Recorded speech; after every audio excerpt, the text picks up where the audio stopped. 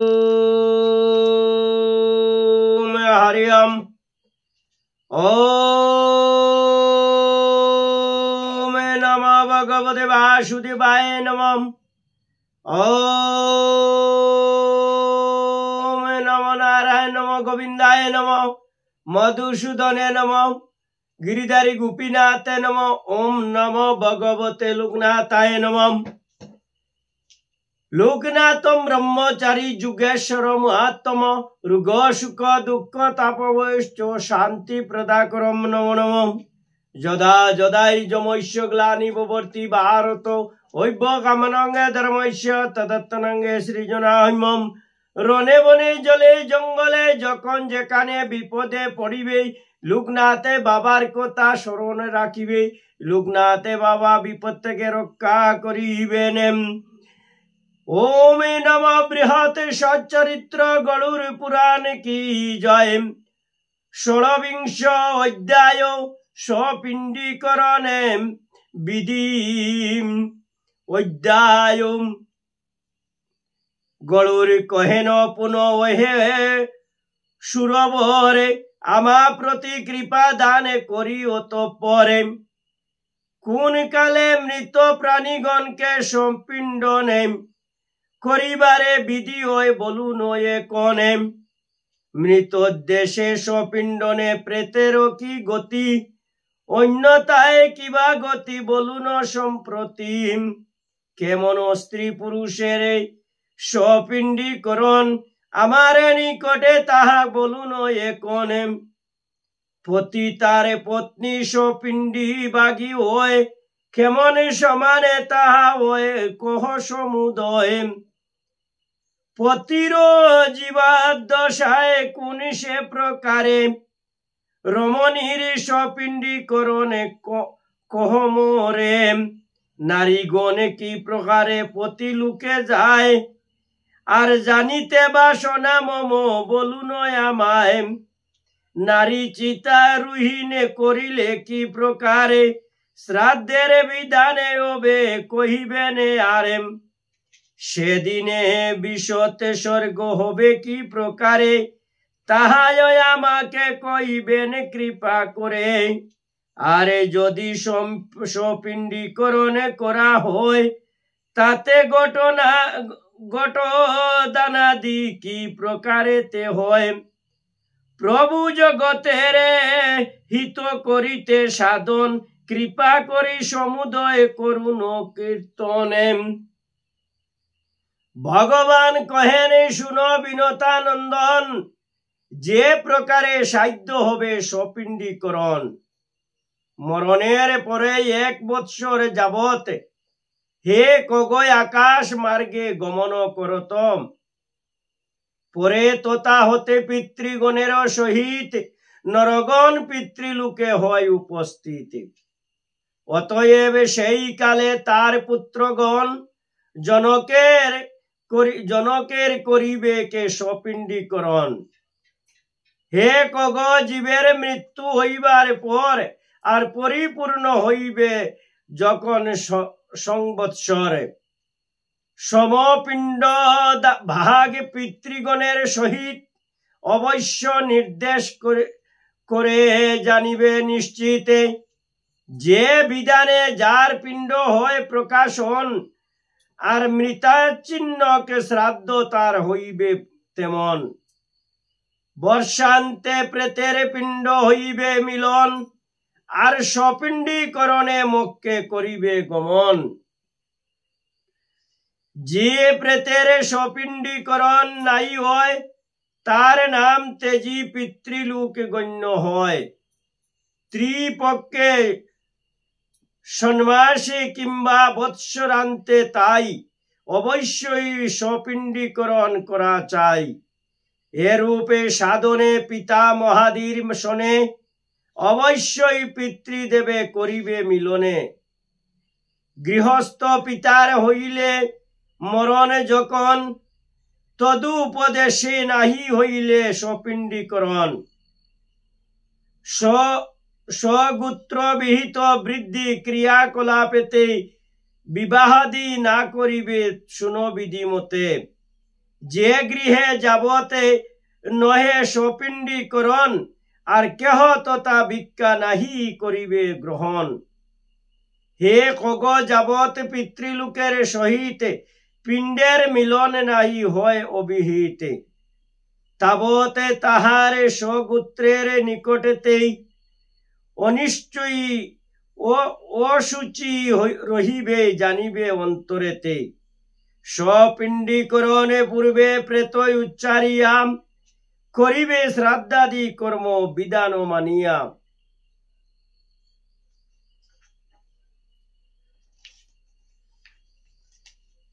স্বপিণ্ডীকরণে প্রেত শব্দ নাম হয়, আর অতএব পরে উচ্চারণ বিধি নয়। কুল ধর্ম অন্তরহীন জানিবে নিশ্চয়, আর সর্বদাই পুরুষের আয়ু ক্ষয় হয়। মরণের পর তাই দ্বাদশ দিবস, আর স্বপিণ্ডীকরণ হয় সময় বিশেষে। নিয়গ্নিকে অথবা স্নায়ুকে যদি হয়, দ্বাদশাহে তাহা স্বপিণ্ডিতে বিধি রয়।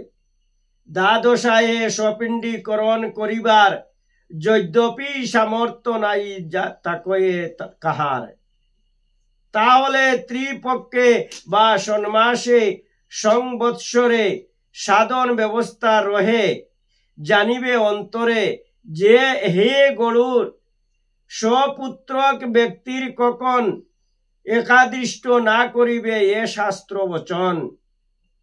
স্বপিণ্ডীকরণ পরে মৃত ব্যতীত যে যে দিনে শ্রাদ্ধ কর্ম হইবে অনুষ্ঠিত।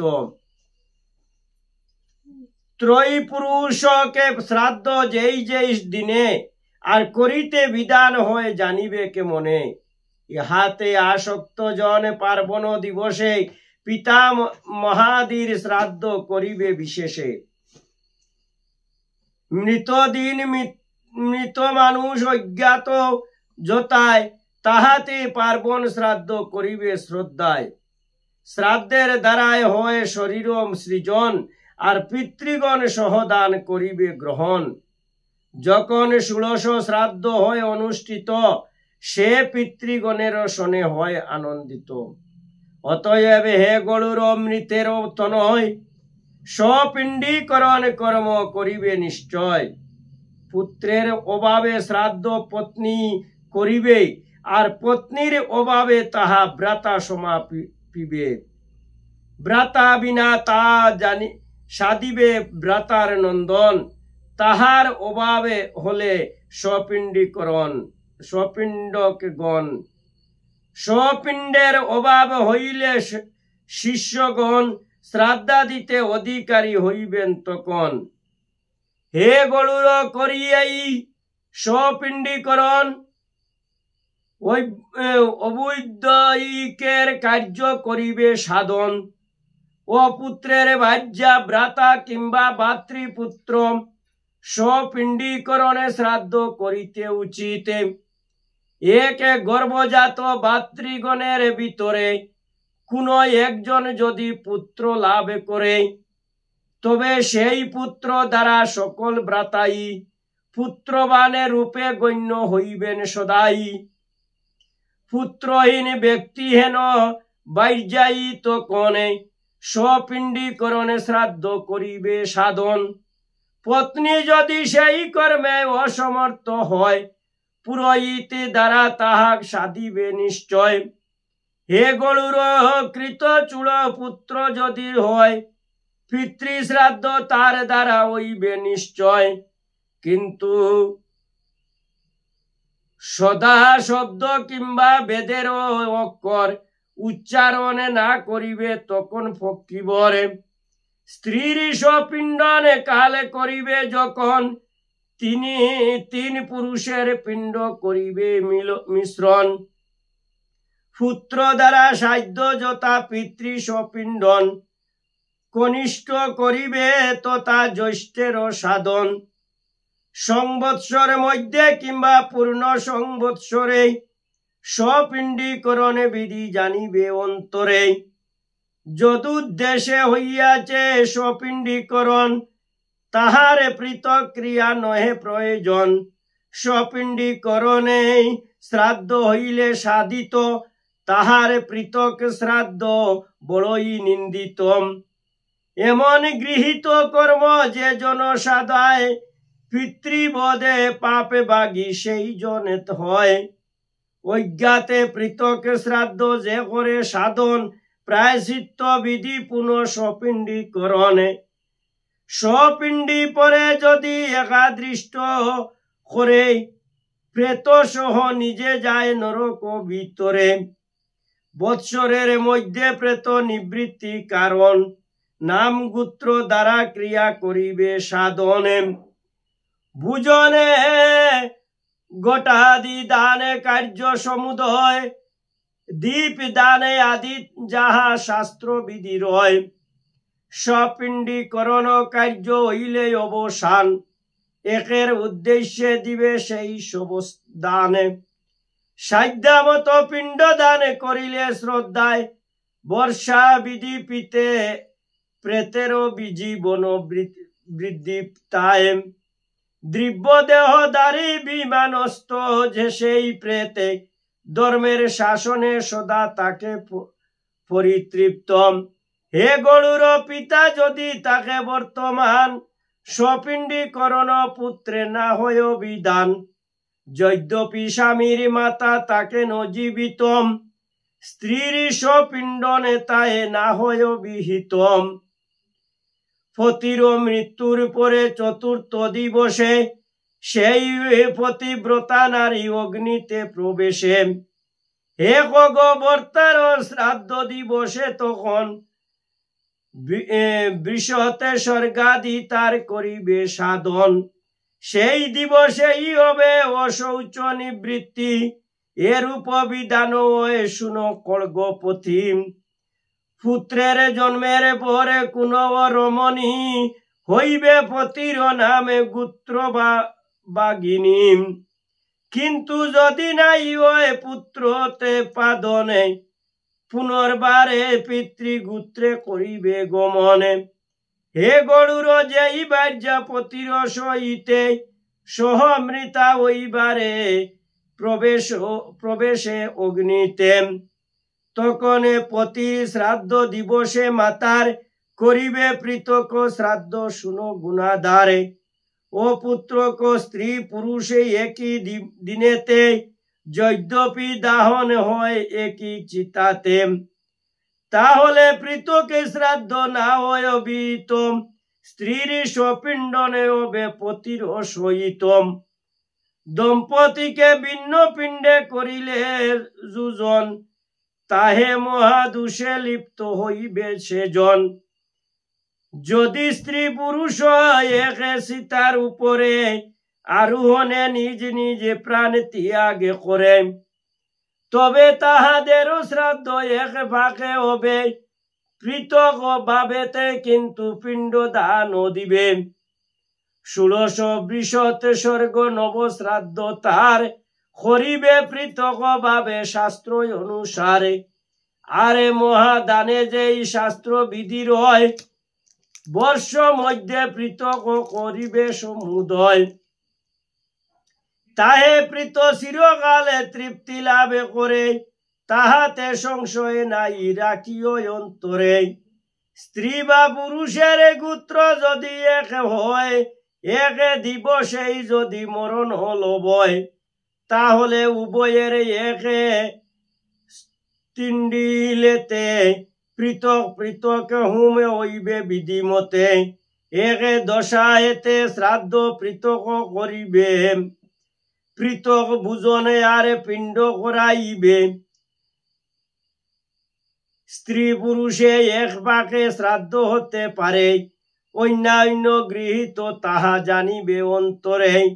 এক ভাগে বহু শ্রাদ্ধ যদ্যপি করয়ে, তাহাতে বিকর দানে একবারে হয়।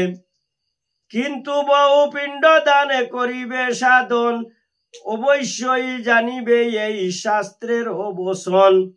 সূর্য চন্দ্র গ্রহণে ও প্রেত পক্ষে তীর্থে, এক ভাগে বহু শ্রাদ্ধ দিবে বিধি মতে। অগ্নি দ্বারা মৃতের শরীর দগ্ধ হয়, দ্রব্য দেহি আত্মার নাইক তাতে কয়। ফতিসহ মৃতা যদি কোন নারী হয়, কাহার আত্মা তাতে কবু দগ্ধ নয়। মৃত বরে অন্তরাত্মা তাকে বিরাজিতম, আর উভয়ের আত্মা হয় একভূতম। যেই নারী পতি সঙ্গ করিয়া বর্জনে, অন্য কোন স্থানে যদি লবয়ে মরণে, হে কগ সে নারী মহাপ্রলয় পর্যন্ত সদা তাকে প্রতি লোকে যাইতে বঞ্চিতম। পিতা মাতা কিংবা পুত্রে পরিত্যাগে করি, স্বামী অনুগমে করয়ে যেই নারী।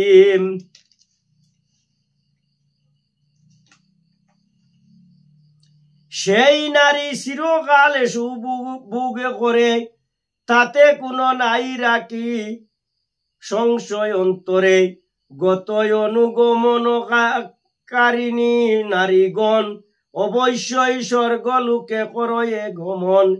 দ্রব্য প্রমাণেতে স্বার্থম, ত্রিকোটি বৎসর স্বর্গবাসে সুখ লাভে করে নিরন্তরে।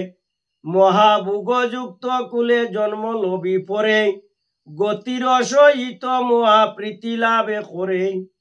ধর্মশীলা নারী যেই হবে জগতে, পতিসঙ্গ না করিলে উক্ত প্রকারেতে। সপ্ত জন্মা বিধি হয় অতীব দুঃখিনী, আর হয় দুঃখীশালা ও প্রিয়বাদিনী। সবর্তাকে পরিত্যাগে করি যে নারী, হে গরুর হয় অন্য পুরুষ গামিনী। টিকি টিকি গুদায়ারে জৌলকা রূপেতে, জন্মগ্রহণ সেই করে এই জগতে। অতএবে কায় মন বাক্যে সযতনে, করিবে পতির সেবা আনন্দিত মনে। পতিবরায়ণে নারী পতির মরণে, সর্বদাই প্রতিব্রতা তাকিবে জীবনে। যে খায় মন চিত্তে স্বামীর সেবা করে না, এ মৃত্যুর পরে টিকটিকি জন্ম সেই নারী। পতি বিদ্যমানে কিংবা মরণের পরে, যে বেবিচারিণী নারী হয় এ সংসারে। পরজন্মে দুর্ভাগ্যা সে হইবে নিশ্চিত, আর সেই পতি লাভে হইবে বঞ্চিত। এবং পরজন্মে যারা বেবিচারিণী কাম করে পতির সাথে, স্বামীর সাথে, সে পরজন্মে বেবিচারিণী নারী হইব, দুর্ভাগ্যশালী হইব, এবং তার ভাগ্যে কোনো পতি নাই। পতির লাভ থেকে বঞ্চিত হইব। দেবগণে আর পিতৃগণের শ্রদ্ধায়, অর্চনা করিলে সেই ফল লাভে তাই। পতিব্রতা নারীগণে পতির সেবায়, সেই ফলে লাভ করে শাস্ত্র হেন গায়। পিতৃপূজা ও অতিথি সৎকার প্রবৃত্তি, সৎক্রিয়া দ্বারায় যেই ফলে হয় প্রাপ্তি। অন্যান্য চিত্তেতে বর্তিত সেবা যদি করে, তাহার দ্বিগুণ ফলে লবিতে সে পারে। পতি সেবা দ্বারা বর্তী লোকে নারীগণ, চিরকালে বাসে সুখে লবে অনুক্ষণে। যতকালে চন্দ্র সূর্য দান করে জ্যোতি, তাবতে সে স্বর্গলোকে করয়ে বসতি। আর যে এক মনে এক চিত্তে পতির সেবা করে, পতিরে স্বামীরে যে ভগবান বলিয়া মানে এবং স্বামীর খায় মন চিত্তে সেবা করে, সে পরকালে যতদিন চন্দ্র সূর্যর আলো থাকে ততদিন সে স্বর্গবাসে বাস করে। এ সকল কথা শুনিলে হে পক্ষীবর, মৃত সুখী প্রদ কার্য শুনো অতঃপরে। দাদর সাহেব সর্বকার্য করি সমাপন, যথাবিধি বর্ষান্তে করিবে সপিণ্ডন। আরে প্রতি মাসে ঘটে অন্যাদি সকল অবশ্য করিবে দানে শুনো মহা বলে প্রেত কার্য বিনা একেবারে কৃত কার্য পুনর্বারে না করিবে এই শাস্ত্র দার্য পুনরায় কৃত কার্য অনুষ্ঠিত হলে পূর্বকৃত কার্য সবে যাইবে বিফলে প্রেতদেশে পুনঃ পুনঃ দিবে পিণ্ড দান মাসে মাসে জল গটে করিবে প্রদান পূর্বোক্ত বিধানে কার্য করি সমাপন সপিণ্ডন ক্রিয়া পরে করিবে সাধন বৃদ্ধি উপলক্ষে আরে বর্ষের মাজারে সপিণ্ডনে করিলে বিধি অনুসারে প্রতি মাসে এক পিণ্ড করিবে প্রদান অন্যয় সজল কুম্ভ করিবে কে দান হে গরুর আর কি শ্রবণে অভিলাষে আমার নিকটে তাহা করহ প্রকাশে গরুর পুরাণে দিন ভক্ত দাস গায় শ্রবণে দুর্গতি খণ্ডে জ্ঞানে বৃদ্ধি পায় ইতি বৃহৎ গরুর পুরাণে উত্তরে খণ্ডে 16 অধ্যায় স্বপিণ্ডীকরণে বিধি কথনে সমাপ্ত কি জয় ওম নমো ভগবতে বাসুদেবায় নমঃ ওম নমো ভগবতে লোকনাথায় নমঃ হরে কৃষ্ণ কৃষ্ণ কৃষ্ণ হরে হরে হরে রাম রাম রাম হরে হরে বল হরি বল হরি বল হরি বল